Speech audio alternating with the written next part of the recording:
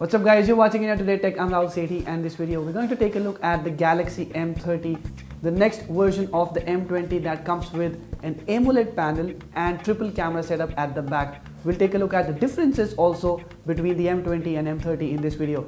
So let's get started. So the M30 comes in a very similar box as the M20, and you'll see specs are mentioned at the back side, and the water drop style notch, as they call the Infinity U display, is present on this phone as well.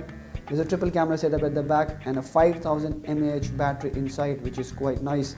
Also, this is powered by fast charging, so we'll see that in a moment. The chipset, as you can see, is Exynos 7904, which is same as M20, so don't expect an improvement in performance compared to that phone. But you get 4 GB of RAM and 64 GB of storage on the base variant, and there will be a 128 GB variant as well, but of course it will be more expensive in comparison. Anyways, let's pull out the phone and take a look at the box contents. At the first, you get a box that has a quick start guide that tells you how to set up the smartphone and how to use charging and everything. I think you don't need that. Then there's a warranty card that gives you the warranty information, and that is it. Next, we have the phone itself. Let me keep it aside and let's take a look at the box contents first. The charger, as you can see, has a 9V 1.67 ampere of output, which turns out to be a 15-watt adapter. It's not really very fast charging like the OnePlus's dash charging, but it is much better than regular 10-watt or 5-watt adapters you get in the budget segment, although many phones nowadays are coming with fast charging. Next, you get a Type-C USB cable. So charging is done over Type-C USB, but as you can see, the cable is not very long. Lastly, you have a SIM ejector tool. So let's quickly use it to pull out the SIM tray and take a look at the phone's design. So the M30 has a slight difference in the gradient finish at the back. You get a dual tone finish compared to the M20 that had a single color available with it. Also, you can see it looks more finished and polished compared to the M20, which did not look very appealing, although the material used is very similar in both the smartphones. We'll compare them again, but let's quickly take a look at the M30's design features. You get a headphone jack, a Type-C USB port, a primary microphone and speaker at the bottom. On the right, you get the volume rocker and the lock button, which is perfectly accessible when you're using the phone with one hand. Then on the left, you get the SIM tray. Let me pull it out and take a look at the slots you get with the phone. So it's again a triple slot tray that allows you to expand the storage and add 2 SIM cards simultaneously. And at the top, you get the secondary microphone as well for noise cancellation, which was available with M20 as well. At the back side, you get the fingerprint scanner and a triple camera setup, which includes a normal primary camera, a depth sensor and a wide angle camera. There's also a single LED flash put below the camera modules.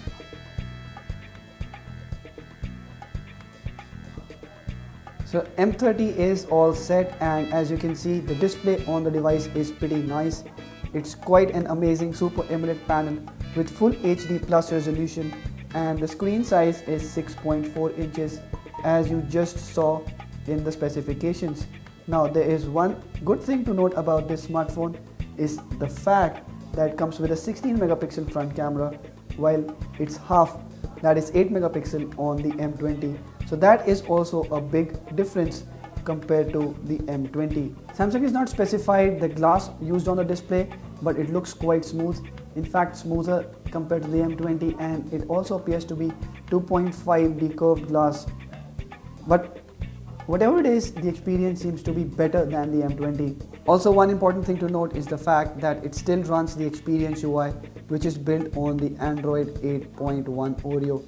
It does not run Android 9 Pie, and Samsung has not specified when or if there will be an update pushed to this smartphone running on the Android 9 Pie. So as you can see, it runs the Experience 9.5 UI, and this is the Android version used on the device. Now, I've set up the fingerprint scanner on the device as well, and you'll see it's ultra fast. I mean, it doesn't take it any more than a single second to unlock the screen, which is quite nice and amazing about the M30. Now if you compare with the M20, you will see the phones are very similar in size, although the M30 has a slightly bigger 6.4 inch display and that on the M20 is 6.3 inch. But you'll see bezels on both these smartphones are very much similar and you get a good screen to body ratio. Also the notch is slightly differently done on the M30, it's sharper while it's very near to the teardrop as they say on the M20. The display brightness levels are easily visible, the M20 being not as bright as the M30, but both these phones have a very bright display. And let me open a white window and you will see that M20 is closer to the accurate white that we're used to seeing compared to the M30 that looks a little yellowish. Now that may be a drawback of the AMOLED panel. So the M30 does appear to be having a yellowish display and the colors would appear consequently not very accurate. Also you'll see that the thickness of these two devices is very similar.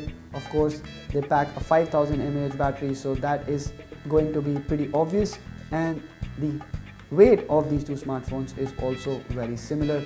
So all in all, the design and build quality and the weight of the two smartphones is the same.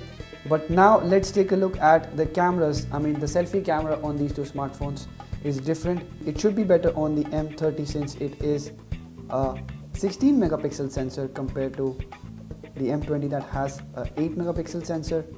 So let me click a photo and take a look at the photos. So definitely the M30 appears to be slightly better.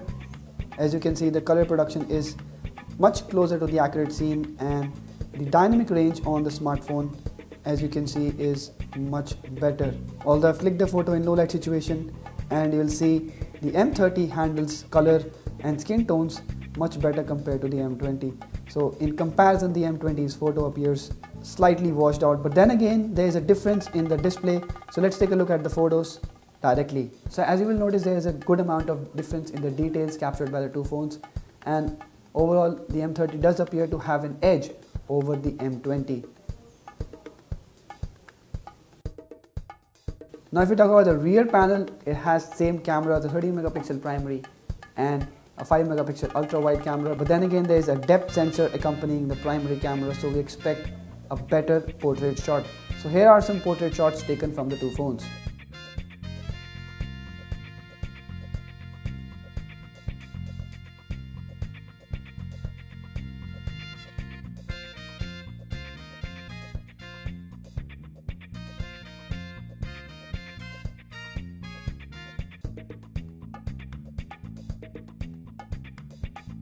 So overall, the M30 does appear to be quite a nice proposition, but it totally depends on what the price of the M30 comes out to be, as at the time of unboxing I don't really know the price yet. If it is around 15,000 rupees, then it makes sense to get the M30 and not the M20, because one, you do get an AMOLED panel which is quite nice, but you also get a better front camera and you get a depth sensor with the rear camera as well, which does slightly make a difference. Otherwise, most of the things are very similar on the M30. You get the same battery, you get the same chipset, performance, interface and everything else. The fast charging as well is similar on this device. Do let me know what you think about the M30 in the comment section below, and if you like this video, hit the thumbs up button and share it with your friends. Subscribe to our channel to get latest videos on technology, smartphones and their comparison videos as well. Thank you for watching this video.